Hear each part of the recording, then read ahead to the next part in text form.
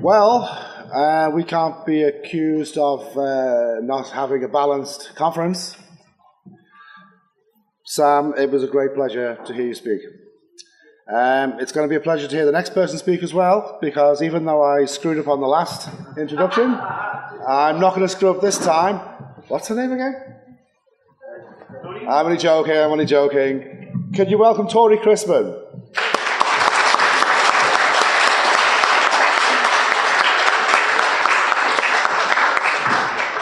Also known as Magoo 44. Tory. Oh, sorry, yeah. Screwed up again. I'm in Ireland! It's so exciting to be here. I can't tell you. I grew up in Chicago. There's a lot of Irish people in Chicago. We go nuts. They dye the Chicago River green on St. Paddy's Day. I mean, they're insane. So it's so fun to really be in Ireland. My son's come here twice, and he's like, you're going to love it. And it really is. Ireland's a fabulous place, and I also want to welcome all of you. Thank you to all the anonymous guys who came, and ladies. It's just been fabulous. It's everybody. I mean, this has been an amazing trip, hasn't it? It's just been terrific. And I want to thank, is John McGee here? John? Is he? Okay, well, anyway, I want to thank him and Sam and Pete very much. Jerry Armstrong, thank you for coming. All the international SPs, stand up. Come on, I want to see who they are. Come on. Jerry. All right. Well, really, you're all international SPs. Come on. Woo! You're not SPs? Come on. These are the international SPs. Woo! They thought Ireland couldn't do it. We nailed them. All right, so anyway, thank you, all of you, for coming. And most of you know my story. Does anybody not know my story here? Anyway, everybody knows my story. All right, so I was in 30 years. It's filmed, so just in case somebody doesn't know it, I always tell a little bit. In for 30 years, escaped out in about 2 weeks from now in 2000, right? I woke up, made 4,000 posts on the internet, met Andreas in Norway on the internet, woke up and left. And they chased me across the country, and someone told me today in an interview, well, they chased you across the country? And I said, yes, they chased me across the country. The vice president was at LAX, and then my husband was in Chicago, OSA came to Chicago, and then the Tampa police got us out of the Tampa airport. So it was intense. I did not believe in fair game until that happened. I really didn't. I was like, I stood up in court, wherever I went, it's been canceled, right? You guys, people that I talk to, and I want to make this very clear, especially to most of the people in the world. I talk to people every day, and they say, well, you know what, I would never do that, because I'm a free speech advocate. And I'm like, neither would we. My father was a broadcaster for football. And he used to say, everybody's a Monday morning quarterback because the game's over, right? And it's like, you don't know what you would do. Academics have interviewed me because, look at your face. I just saw his face. Anyway. I couldn't tell if he was yawning or not, but I guess that's part of the face. Okay. Anyway, academics have interviewed me and said, people don't join cults. Cults come and find you. And that's what happened to me. I was a hippie in San Francisco doing drugs. Yeah, I know, I don't look like it now, but I was. Got sick, was in the hospital, and these two kids from high school came in and gave me a Dianetics book. And from that, I went back to college, got ticked off at my dad in 1969, and hitchhiked from Chicago to Los Angeles to do Scientology. But back then, it was an applied philosophy. It wasn't really a religion. If they'd said a religion, I wouldn't have been interested. But it was an applied philosophy. So anyway, I went, joined the Sea Org. I have epilepsy. So I was on medication for it. In the Sea Org, I run out of my medication. And I say, well, I need to get some more medication, thinking it's going to be nothing. I mean, I need medication. It's epilepsy, right? And they route me down to this 18-year-old kid who says, I'm the MLO. And I said, what's that? And he goes, the medical liaison officer. And I'm like, ooh, okay. And he goes, all right, you have to get off your medicine. We're the top 10% of the planet, and we don't take medicine. Right. Unbelievable. So, and Hubbard had a thing that he'd written in Science of Survival in the Chart of Human Evaluations that says anyone with a neurological illness or any homosexuals are 1.1, which to him, he said, was the most insidious tone level of all. Couldn't trust them. They're the covertly hostile people that are trying to stab you in the back. I'm a person, you're going to know if I'm pissed off. That's one thing, right? You know, anybody who knows me, if I'm going to tell you how I feel. I'm not 1-1. You're going to know it. What? So true. So it's one of those things where that's one of their worst things, I think, besides breaking up families, besides fair game, besides medical abuse, is judgment. Because they judge everyone. And you learn that system when you get in. Early on, you learn keeping Scientology working is on every single course. And part of that is you've got to follow the path if you're going to make it across the bridge to total freedom. You don't know that it's really a pier into a ditch. So you're, following along, right? It is. So you're following it along, right? Really trying to stick with it. It's a tricky road. It really is. And now I forgot what I was saying. What was I saying? But right before that. Meditation. Oh, yeah. The judgment. So it's almost like, and correct me if you think I'm wrong, for anybody that was in Scientology, but it's almost like a matrix thing. Someone walks up, and within a matter of seconds, you've got their tone level, which is what emotional thing, whether they're PTS or not, upset or downstat, it's just all these like evaluations, and then you're in this little niche. Now, before that, I would have never, if somebody said that was going to happen, I'd be like, no way. Well, that's what I started with, was like people saying I would never do that. But neither would we, neither would anyone. But that's a tricky thing. It's a very slow train of mind control. Slow. I have an analogy of it. It's sort of like if I gave you, let's say I said to you, I need you to take, it's top secret, I need you to take this envelope, put it into the mailbox at 4 o'clock, but don't tell anybody. Can't tell anybody. And I need you to take this box. But these are separate conversations. I need you to take this box at 5 o'clock and put it in that mailbox. Don't tell anyone. So now you're both in your houses, you've never talked to each other about it. And you're watching the news, and the mailbox blows up. And you have this thought, didn't I put an envelope in that? But then you immediately think it couldn't be anything to do with Scientology. You know what I mean? Because you're so brainwashed, it's such a good thing. It couldn't be that, right? But that's kind of how they get all this stuff going, because it's little, slow things. So anyway, I got in it to be an auditor, to be a counselor, to help people. But then they routed me out to get off my medicine. Basically, I started having really bad grand mal seizures.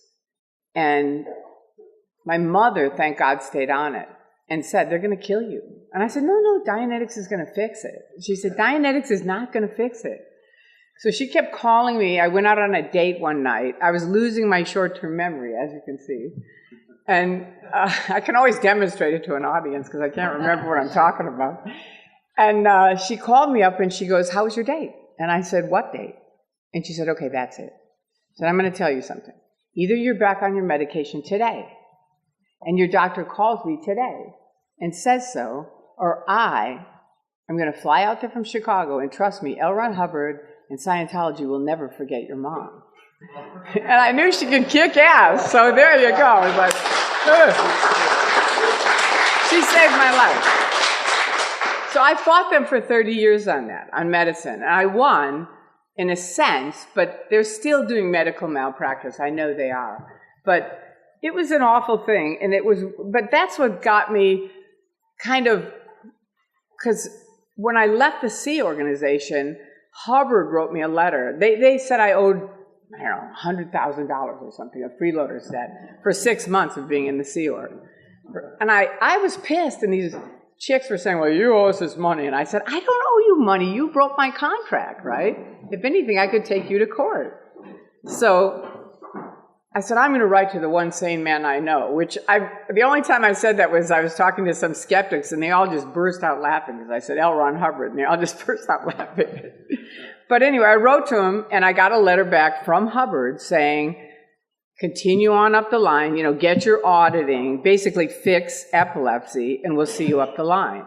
So that got me on this whole thing of I have to fix me instead of helping other people. And in the meantime, what they do is they kind of find out what you can do. I grew up in a PR family. So they got me doing PR. I was in Clearwater, Florida. We'd moved there. And they said, we need to get rid of Richard Tenney. He's the city commissioner. So from that, I'm out talking to people. And he did get voted out of office. So from there, I went from nobody in OSA up to talk to Tory. She can handle it. And I did go to a lot of different things doing that. But I still didn't believe in fair game. I didn't. And then you guys know I ended up on the internet. It's so ironic because they're selling freedom and they enslave people, just like everybody today has talked about. They sell communication, but they cut off communication. They can't talk to anybody. Oh, yeah, wait. Here's my SP to Claire.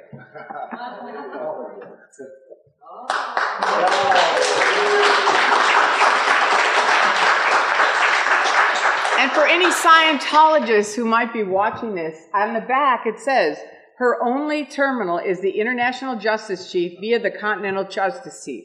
The International Justice Chief, if they exist, in 12 years of me being out and speaking out, will not talk to me, will not call me, will not answer a letter, nothing, right? I've sat outside their HGB where the executives are, and the security have said, get off of our building. And I say, no, I can't talk to you.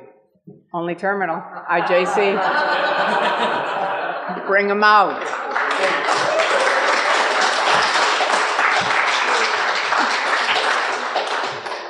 But they say they're the most ethical people on the planet, right? Okay, I'm going to give you a story of how ethical they are. I did a talk with Professor Stephen Kent at a college, and this minister had set it up, who's a critic, someone who was never in Scientology but speaking out against the abuses, pre-anonymous, right? Okay, so we talk about, it was right after 9/11, we talk about fair game, different abuses. At the end, and I had said, they're going to get in. And he said, oh, no, this is invitation only. So I walk into the college, and his hair is all spiked out. I said, what happened? He said, their hair. I said, I told you. So at the end, Gail Carroll, I think is her name, goes, I think we should just forget all of this. The world is in such a bad shape. I really think we should just take care of, positive things. And they're ministers, so they all kind of feel bad. That's it. Would have been the end of it, except Scientology, and this is the good thing about Scientology, they always prove what we talk about. Right? Is it true? Every time we pick it, they were out today, they just prove what we're talking about. So we walk outside, kind of bummed, and who's there? The Office of Special Affairs, passing out literature against Stephen Kent. And the ministers freak out, right? And they circle us and get us to our cars, right?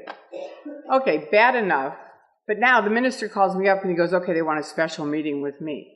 I knew it was to handle him, right? And I said, look, they're liars. They're going to lie through their teeth. They're going to say you never did Scientology, so you don't know what you're talking about. And he goes, okay, will you come? And I said, I will. And I thought, let's see, what should I bring? My SP to Claire. I'm not really thinking of it at the time. I thought, it'll be something good. So I walk in, and the biggest minister there gives me this really dirty look, which most Scientologists do all the time anyway. And if you're a Scientologist, you're supposed to be able to communicate with anyone freely at any time. So that's grade 0, first thing, flunk. So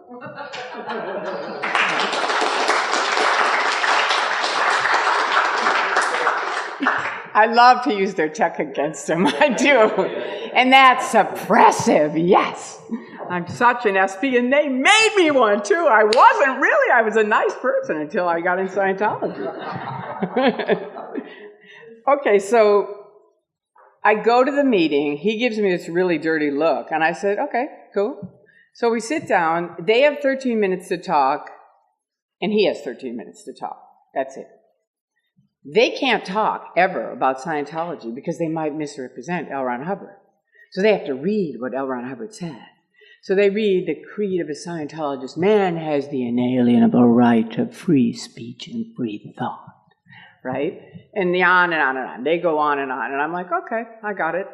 And he goes into the net nanny, suicides, just the awful breaking up of families, just one thing after another. And it was Gail Carroll, Moxon's partner, I forget what his name is, his old partner. Yeah, he was there. What church brings an attorney to a meeting with a minister? It was a bunch of ministers and this critic minister. So Tim Bowles, her, and some other hotshot, right? And me, and this guy, and Jeff Jacobson came too. So we're sitting there. He brings up all these abuses, and one by one they go, well, I don't know anything about that. Do you know anything about that, Tim? And I knew these people personally. I knew they knew that these things, you know what I mean? They knew everything. The net nanny, where they put it on our computers so we couldn't see the dark side of Scientology. They lied through their teeth, just like I said. So it ends, and he looks like a knucklehead, right? He's a pinhead. Not really, he's a really cool guy, but they're kind of like real smug, like, we got him. And I said, okay, so could I just ask a question? And the guy says, yeah, go ahead, ask the question. Still kind of snotty to me, and I said, okay, if your creed, which you just read, maybe I should talk here, it says, man has an inalienable right to free speech and free thought. Why can't any of my 30-year friends talk to me or my husband of 27 years? Right? And she says, well, he kind of looks at her like this, and she says, well, I said, you declare people suppressive, and that's why they can't talk to me. And she says, well, that's an exaggeration. I mean, we only declare 2.5% of the people. And remember, it's a whole room like this of ministers. And she goes, Hitler was an SP, and Tory is an SP. And I'm like, bingo, man, you just nailed it. I mean, it was like, you couldn't have a worse example of, I'm like Donna Reed, you know what I mean? They're looking like, huh? Hitler and her? Didn't really fly. And I'm just like, oh, baby. And so I said, I could tell that pretty much nailed it. But then I thought, would you all like to see my suppressive declared? He goes like this to her. You don't put it in writing, do you? And she's just kind of like shrinking away. And I said, oh, yeah, they do. Here it is. Let me pass it around, right? And that was it. That was the end of the party. Game over. Done, right?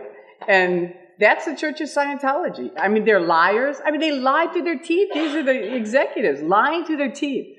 So anyway, ethical people on the planet. The tricky thing is a lot of the people that are in the church are very, very brainwashed and are nice people. So unfortunately, a lot of people in the society have a neighbor or a hairdresser or whatever that's a Scientologist. So if you start talking about really evil, how bad they are, they kind of think of that person and go, well, they're not that bad. But I always say the people aren't that bad. It's the guys that run it, that are running the show. And then they're like, ooh. And the other thing I do is I carry a business card around all the time, wherever I am. If I go to a restaurant and there's some pretty girl, I live in LA. So I go, you know what, your life's in danger. And they go, really? Why? And I go, Church of Scientology. You're pretty. They're after you, man. You're young. You make great staff. Here's my card. That's all I say. Here's my card. Here's what they won't tell you. Go look on it. Learn both sides. Make up your own mind. But don't not know what, because they, they're very good at that kind of thing. Excuse me. So now let me check if I covered everything. Okay, so they run these dead agent things, right, on people like you and me now, Jerry. When I was in, they said horrible things about Jerry. Arnie, people that were like these big spokespeople from a long, long time ago that have had courage to stand up when, like all of us and everybody now has the luxury of A, the internet, B, critics, even before anonymous, C, anonymous, right? Which totally was a game changer forever, and it was. We all know that. But anonymous wouldn't be around if it wasn't for the critics before them, the ex-Scientologists, the early people. Some of the stories. I'm sure if you sat and talked to Jerry, the pain of leaving all by yourself. Imagine this man by himself. All alone. You guys look at all the people we have, how wonderful that is. It's fantastic. There's no way Scientology can win on this anymore. It's over. When I realized it was over was a couple of years ago I was working, and this guy sent me a message, an email, and he said, I'm part of Anonymous. And it was about 200 people that worked there, and I said, really? Where do you work? And he said, IT. And I said, oh, okay, I'll come over and meet you. So I know Anonymous will say, well, then he's not anonymous. But anyway, he was doing his own thing. So I go over there and I said, how'd you get into this? And he goes, South Park, right? And he laughed, right? And I said, okay, cool. And I said, but have you seen the unfunny truth about Scientology? Because this is a big deal for me. I know 7 kids who've killed themselves. I know very, very many of my very dear friends who've died in their 30s who were Scientologists. So, it's a bad news deal. It's a big deal to me that people understand that side of it too, as well as the funny side of Xenu and all the rest. And he said, oh, that's my job. And I said, that's your job? What are you talking about? And he goes, well, maybe you don't know it, but every time that video goes up, Scientology takes it down. And he goes, but I got it right here. And it was on a 2-gig thing. And he said, I just pop it in. He said, I'm in IT, so all day long I just pop it in, put it back up on the net. And I don't know that guy's name. If he hears this, keep doing it.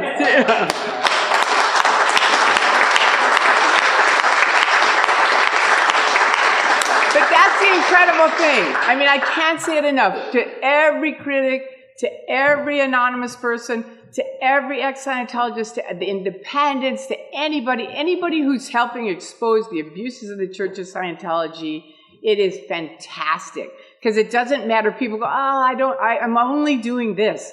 Every little bit of your only doing this adds up to this.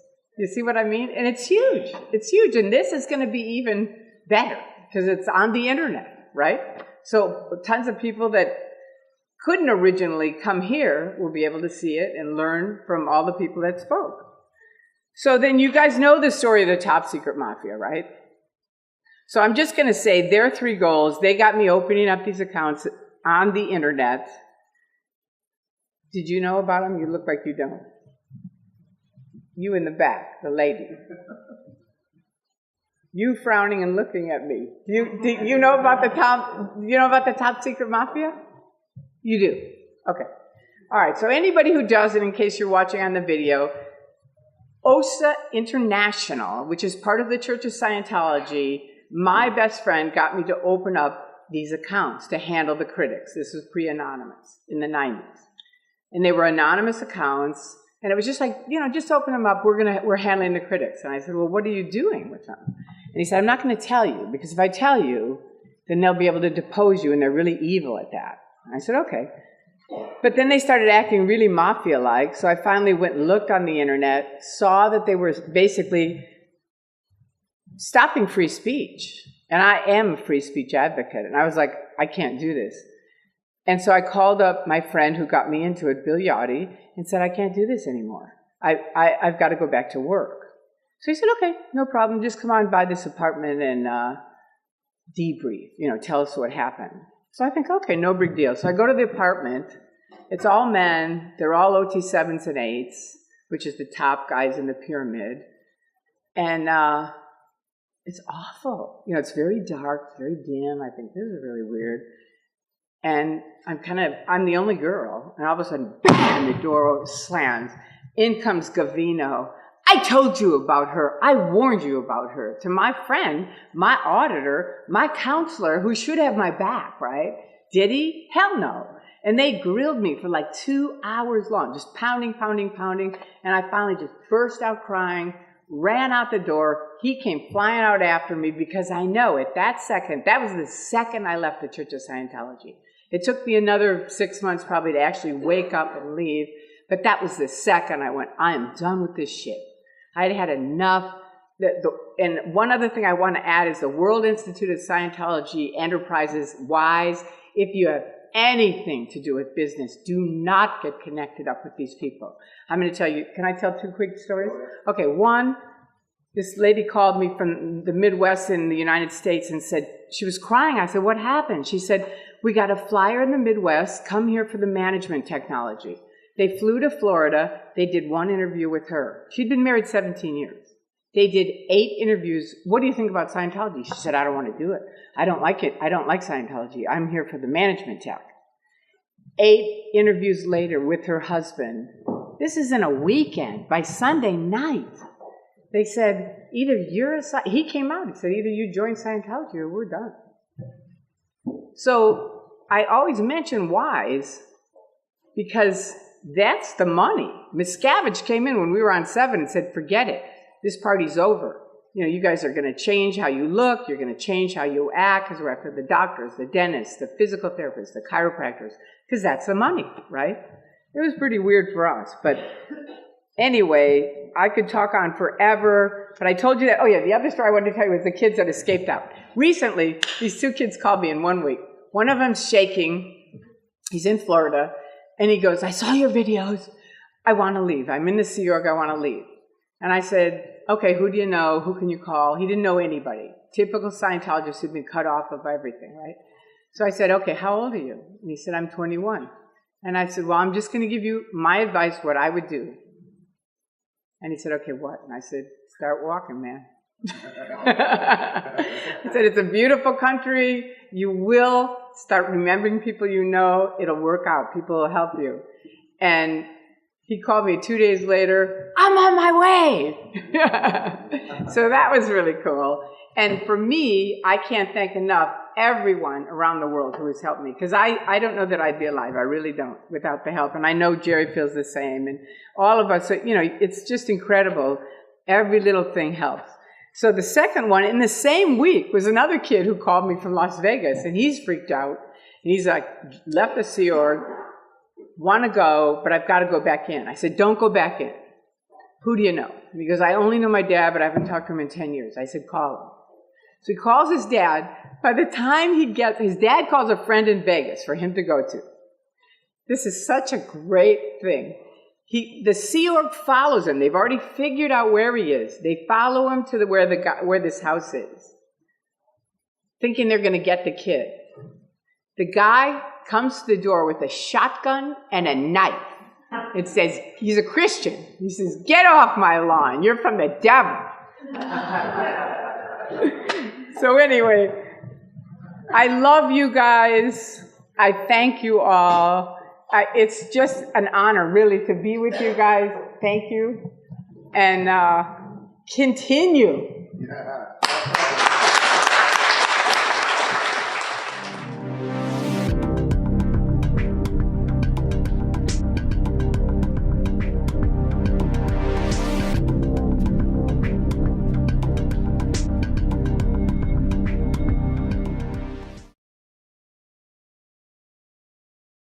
I want to make this very clear, especially to most of the people in the world.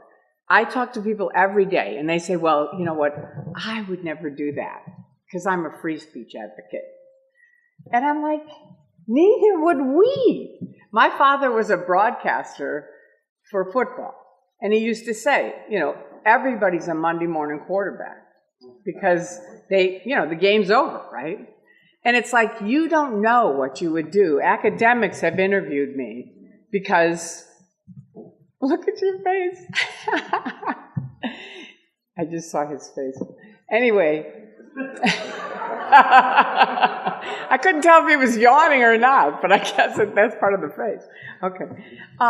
Anyway, academics have interviewed me and said, people don't join cults. Tory. Oh, sorry. Screwed up again. I'm in Ireland! It's so exciting to be here. I can't tell you. I grew up in Chicago. There's a lot of Irish people in Chicago. We go nuts. They dye the Chicago River green on St. Paddy's Day. I mean, they're insane. So it's so fun to really be in Ireland. My son's come here twice, and he's like, you're going to love it. And it really is. Ireland's a fabulous place, and I also want to welcome all of you. Thank you to all the anonymous guys who came, and ladies. It's just been fabulous. It's everybody. I mean, this has been an amazing trip, hasn't it? It's just been terrific. And I want to thank, is John McGee here? John? Is he? Okay, well, anyway, I want to thank him and Sam and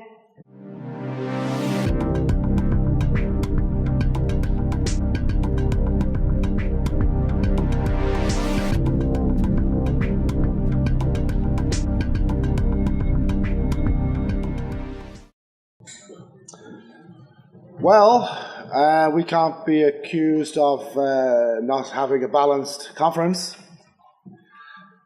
Sam, it was a great pleasure to hear you speak.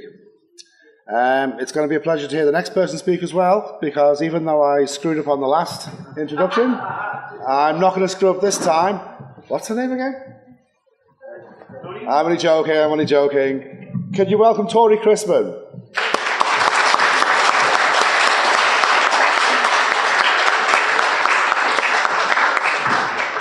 Also known as Magoo 44. Just in case somebody doesn't know it, I always tell a little bit. In for 30 years, escaped out in about 2 weeks from now in 2000, right? I woke up, made 4,000 posts on the internet, met Andreas in Norway on the internet, woke up and left. And they chased me across the country, and someone told me today at an interview, well, they chased you across the country? And I said, yes, they chased me across the country. The vice president was at LAX, and then my husband was in Chicago. OSA came to Chicago, and then the Tampa police got us out of the Tampa airport. So it was intense. I did not believe in fair game until that happened. I really didn't. I was like, I stood up in court. Wherever I went, it's been canceled, right?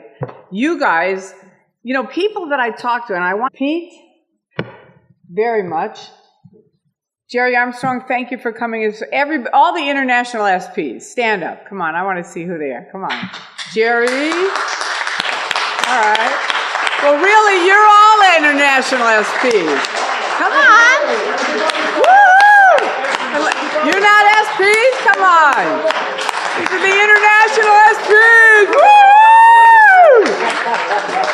They thought Ireland couldn't do it. We nailed them. All right, so anyway,